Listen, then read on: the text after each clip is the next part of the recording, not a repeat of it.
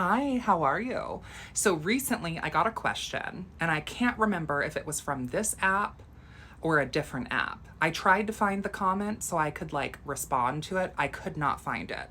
But the comment was something along the lines of, how do we believe, specifically from the paradigm that I'm an initiate of, American traditional folkloric witchcraft, even more specifically from the Red Thread Academy through the Spiral Castle tradition. How do we believe in reincarnation, and how do we believe in the paranormal, the supernatural? Meaning, how do we believe that when we pass on, our soul is recycled or reincarnated, while at the same time believing that we can interact with spirits of the dead?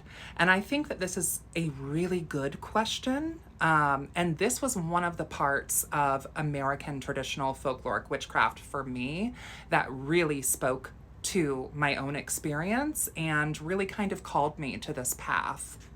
Again, I do want to give a disclaimer that this is my experience as an initiate of this tradition. So in no stretch of the word am I trying to tell you what to believe, how to believe, and this video is not intended to come off as any form of rigid dogma at all. So in our tradition, we have a belief of what is referred to as a triune soul. And this is not unique or exclusive to American traditional folkloric witchcraft. You will find the belief in the triune soul across various different traditions. However, as I am an initiate of ATW, as I kind of use that acronym, you might also find AFW, ATFW. I'm going to be speaking from this lens, right? Okay? Just want to make that clear.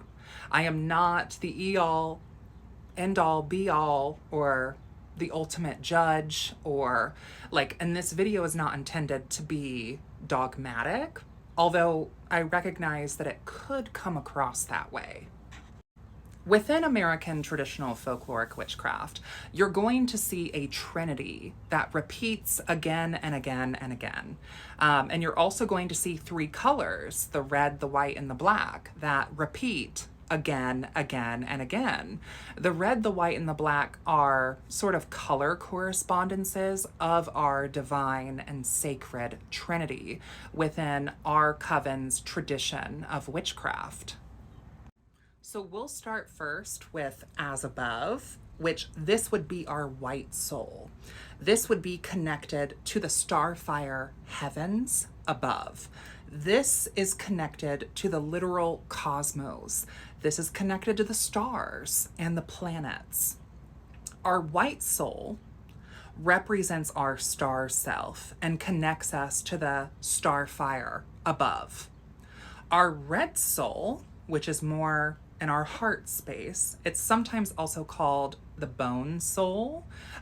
This is our literal blood and bones. So this connects us to our literal ancestors, your mama Niam, and who came before her and before her and before her, or before him and before him and before him.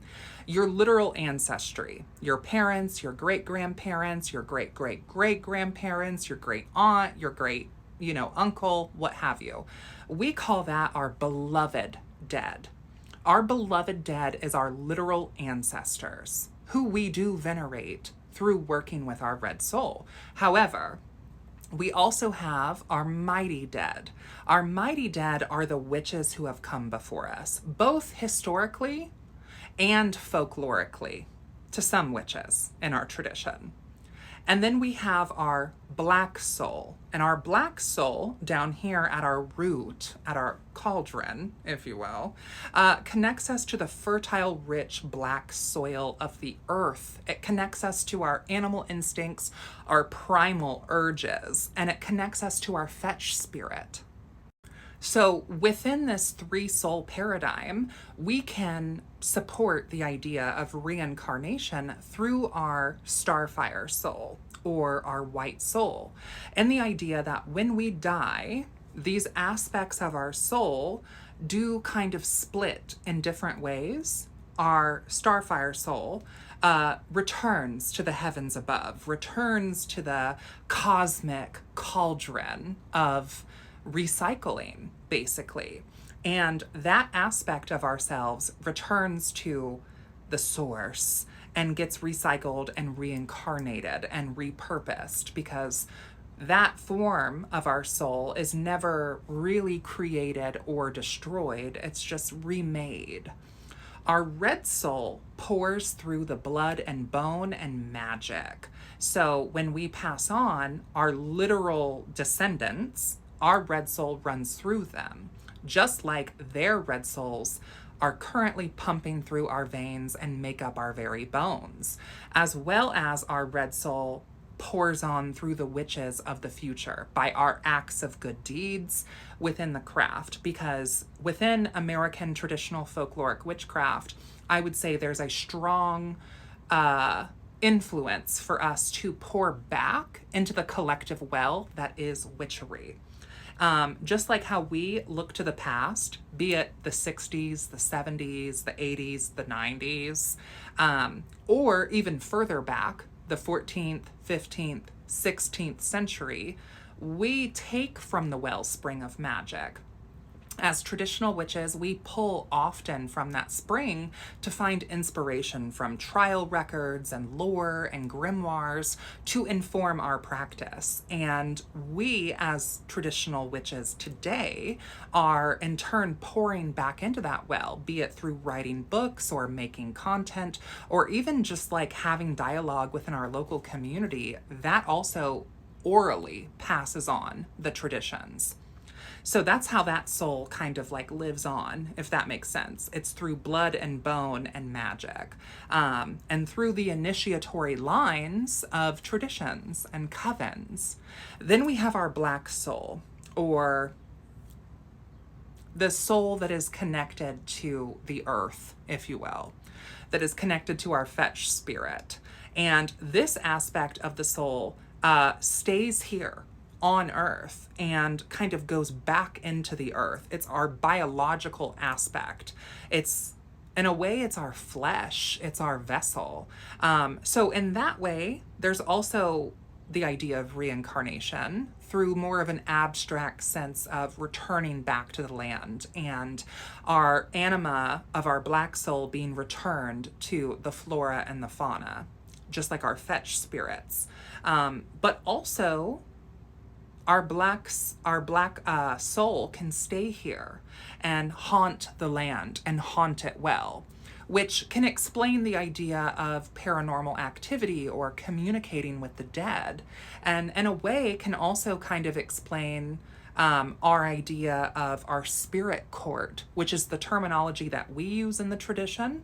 But other people might be more familiar with this idea through like guardian angels or ascended masters even maybe, or spirit guides. So witches that we work with, and this is going to be controversial yet brave, but like for example, Isabel Gowdy, really popular. Lavoisier, really popular. Agnes, really popular.